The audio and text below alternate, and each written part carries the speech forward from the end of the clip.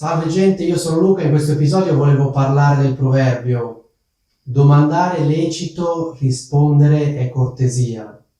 A volte si usa solo la prima parte, cioè domandare è lecito, poi in alcuni casi l'altra persona può rispondere è cortesia, però può anche essere che voi sentiate soltanto la prima parte, domandare è lecito, sottointeso rispondere è cortesia. Cosa significa questo proverbio? Significa che non c'è niente di male a fare delle domande. Poi, se l'altra persona è educata, risponde, se no, non risponde. Ma il problema non è nostro che facciamo una domanda, il problema è dell'altra persona che, non rispondendo, si dimostra maleducata.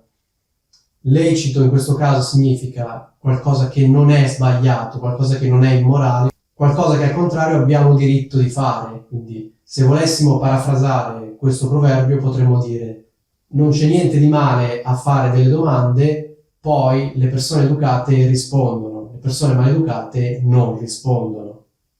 Per esempio, facciamo finta che io debba chiedere delle informazioni, allora magari inizio a pensare: no, però magari andare lì, infastidire questa persona, magari poi gli dà fastidio, poi non mi risponde, eccetera, eccetera.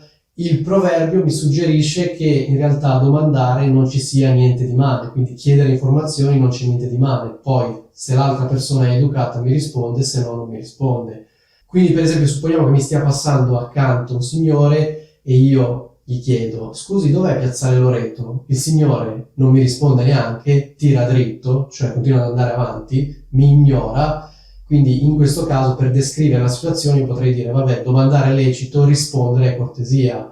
Quindi sottolineando la seconda parte, rispondere è cortesia vuol dire che il Signore si è comportato da maleducato. Chiaramente questa frase non è che la dico al Signore che tira dritto, questa frase me la potrebbe dire un mio amico quando, raccontandogli la vicenda, gli dico: guarda, ho chiesto informazioni al Signore ma non si è neanche fermato. Il mio amico mi potrebbe dire: beh, domandare è lecito, rispondere è cortesia.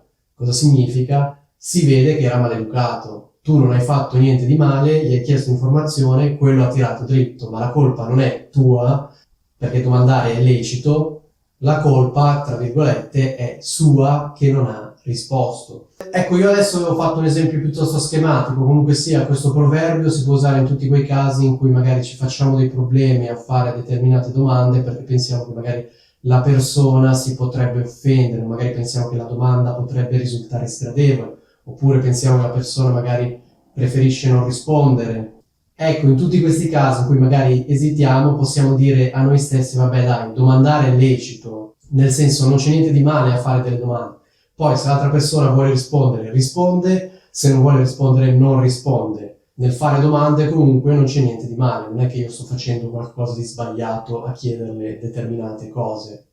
Sicuramente vi sarà capitato magari di chiedere qualcosa a una persona, questa persona ha ignorato la domanda, non vi ha risposto, per esempio dal vivo o più spesso online, magari se avete scritto qualcosa di innocente come: cosa hai fatto oggi, e la persona non vi ha neanche risposto. Ecco, in questo caso potete commentare dicendo: vabbè, domandare è lecito, rispondere è cortesia. Che significa? Significa: io non ho fatto niente di male, gli ho scritto, questa persona non mi ha risposto, è lei che ha sbagliato a non rispondere, o meglio, non è che ha sbagliato, si è dimostrata maleducata. Io sicuramente non ho fatto niente di male, perché domandare è lecito. Ecco, spero che sia tutto chiaro e vi saluto.